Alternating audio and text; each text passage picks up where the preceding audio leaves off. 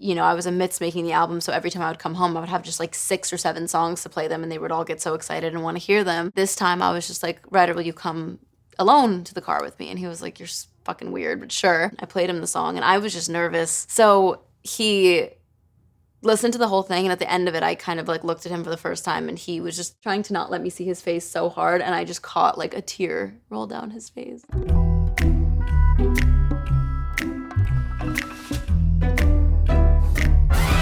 I decided to write the song a long time ago mentally. I have always wanted to write a song for my brother, but I feel like I haven't been able to articulate the things that I wanted to until recent years. And, you know, that's been like with therapy, even with writing my book. I feel like I was able to discuss a lot of things I maybe wasn't ready to in years past. So this was a song I've always wanted to write, but wasn't able to until recently.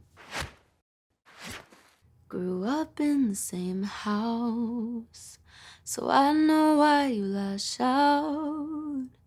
Oh, I understand you more than you think I do. Cracks in the window, castles and pillows, and all of the places I built us too high.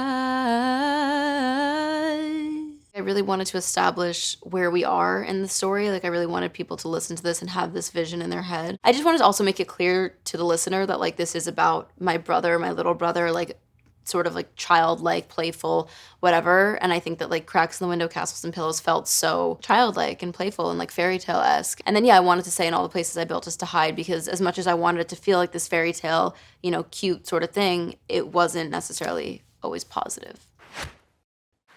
I always left you out. You still loved me somehow. You just wanted a friend.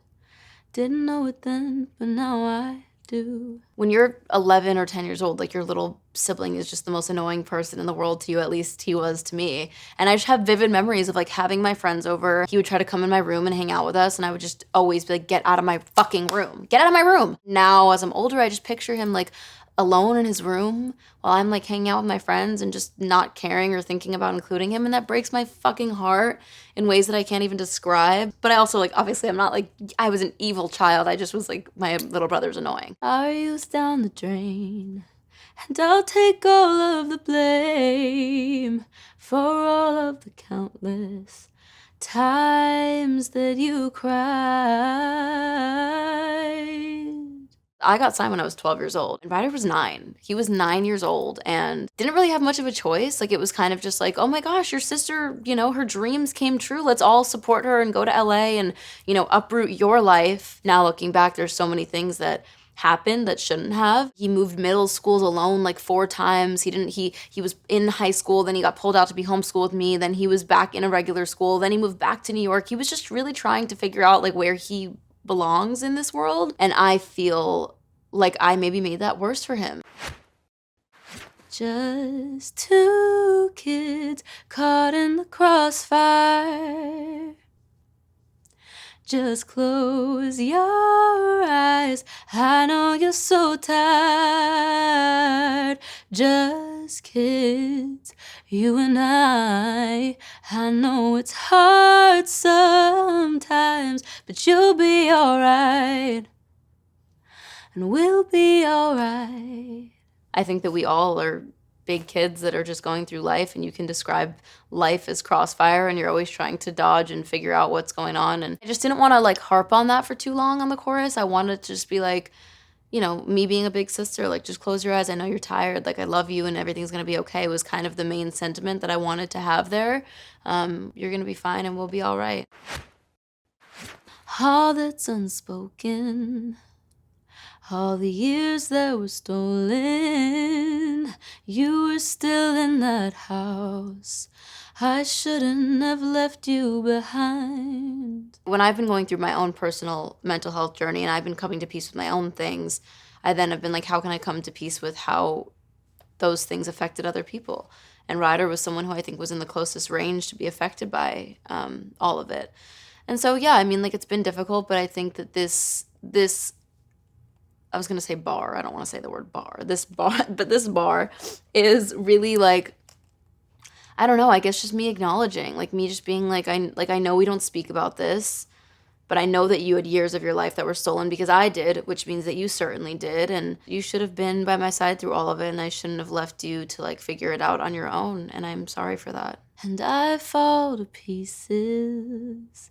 Sometimes all that you need is a shoulder to cry. And I'm lucky that you're mine.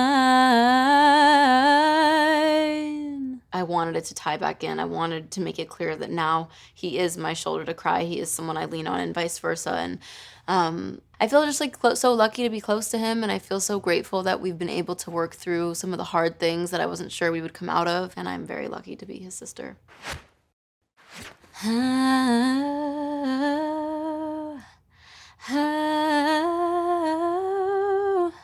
We'll never change what time fades. Just two kids caught in the crossfire. This bridge was just important because I was like, I want to wrap this up in a way that shows that I can make peace with the past and I can be okay with what has happened. And we can acknowledge it, I can apologize for it, and then we can like put a bow on it and send it off. With this song being so emotional and about my brother, he still annoys the fuck out of me to this day sometimes. And we still fight. And we're not just like holding hands, skipping down the street. Like, I love Ryder. I think it's important to note that like with songs like this that sound like they're just like, wow, you must be in such a healed place. And you guys are probably just so healthy and amazing. And like, that's not realistic. That's not real life. So Ryder, I love you. You're still fucking annoying.